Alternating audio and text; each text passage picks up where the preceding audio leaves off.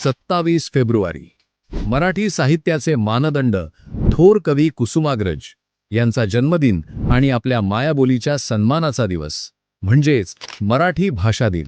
ज्या मातीत शिवरायांचा जन्म झाला, ज्या भूमीत संतांनी भक्तीचा अखंड गजर केला, जिथे प्रत्येक शब्दात स्वाभिमान धगधगतो, ती ओळख, ती ताकद, ती ज्वाला म्हणजे मराठी।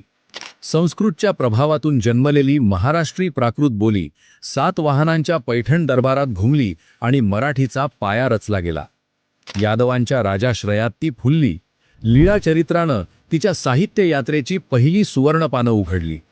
ज्ञानेश्वरांच्या ज्ञानेश्वरीतून प्रकटलेलं तत्वज्ञान, नामदेव एकनाथ तुकारामांच्या अभंगातून जागवलेली भक्ती आणि समाज जागृती, हीच मराठीची दिव्य आध्यात्मिक शक्ती।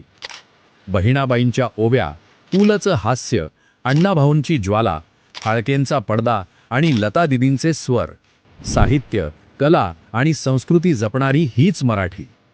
फुले, शाहू, आंबेडकरांच्या विचारांनी उजळलेली परिवर्तनाची मशाल, सह्याद्रीच्या कड्यांवर कोरलेली, कोकणच्या लाटांवर डोलणारी, गडकिल्ल्यांवर दिमाखानं उभी आणि पंढरपूरच्या वारीत निनादणारी, हीच मराठी संस्कृतीची अजरामर छाप।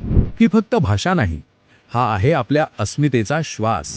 प्रत्येक शब्दात, प्रत्येक स्वप्नात,